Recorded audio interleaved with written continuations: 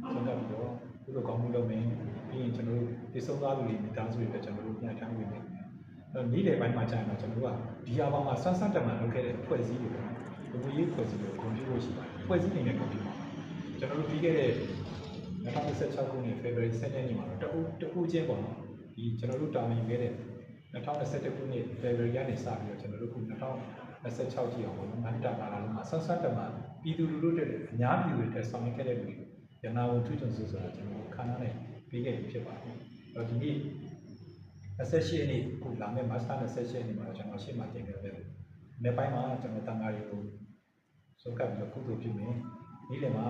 အဖွဲ့အစည်းတွေကိုပေးပါမယ်အဖွဲ့အစည်းတွေကိုကွန်ပျူတာစစ်စစ်ရှိပါတယ်ကျွန်တော်ပါကြတာတော့ပြည်သူလူတွေတပတ်ပတ်ပြီးဆိုတော့ကြုံနေအောင်ပါပဲမျိုးမျိုးပေါ့နော်ကျွန်တော်တို့စိုးရဖွဲ့တာဝန်ခဲ့တဲ့2021တိုင်ကမျိုးစုံချုပ်ပါတယ်နံပါတ်1အရေးကြီးဆုံးကိုဗစ်ပေါ့ကိုဗစ်ကိုလည်းကျွန်တော်တို့အားလုံးဝိုင်းပြီးတော့ဆက်ဆက်တမန်ခုခံကာကွယ်နိုင်ခဲ့ပြီးတော့2023မှာလည်းကျွန်တော်တို့ဖြတ်တန်းနိုင်ခဲ့ပြီးသွားတဲ့အခါမှာမုံတိုင်းကျုံတော့မခါတော့ဖြစ်တယ်ဒီကြီးတယ်အဆိုးဆုံးကတော့ဒီခုငွေရင်းပေါ့နော်ငွေရင်းပေးရတော့အဆိုးဆုံးပါပဲအများကြီးဖြစ်စီအများကြီးထိခိုက်တယ်ဒါနဲ့ဆော်ရီလုံကနေဆက်လို့ရနေအောင်လေ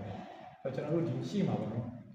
ဒီပေါ်လိုဟာမျိုးသူတို့နိုင်ငံအတန်းမကြီးရဲ့ကျွန်တော်နဲ့လာတွေ့ပါတယ်သူတို့ဘယ်လောက်ဒီဆော်ရီကာလာကိုဘယ်လောက်ထိပြန်လို့ရတယ်ဆိုတော့နှစ်နှစ်ကနေ9နှစ်ကြာတဲ့ဒီလောက်ရတယ်ဆိုတော့ကျွန်တော်တို့ဒီလက်ရှိမကြခင်ကျွန်တော်တို့ကြုံရမယ်ကျွန်တော်တို့စိုးအဖွဲ့အစ်မှာလည်းဒါကိုဆက်လက်ပြီးတော့တာဝန်ပြီးဆောင်ရွက်သွားဖို့လိုပါတယ်ပြည်သူတွေကလည်းခုနပြောပြတဲ့ကျွန်တော်ရှေ့မှာပြောခဲ့လို့သဘာဝဘေးကတော့ကြုံလို့ပါပဲသဘာဝဘေးကိုခံနိုင်တဲ့ shelter ဘောနော်ဆောက်ပြီးဟာမျိုးကျွန်တော်တို့ဒီဆောက်သွားကြဖို့လိုအပ်တဲ့နေရာမှာလည်းကျွန်တော်တို့အားလုံးပြည်သူလူထုကပဲဝိုင်းဝန်းပြီးတော့ဆောင်ရွက်ဖို့ဒါလေးလိုအပ်တဲ့အကြောင်းကျွန်တော်ပြောချလို့ပါတယ်ကျေးဇူးတင်ပါတယ်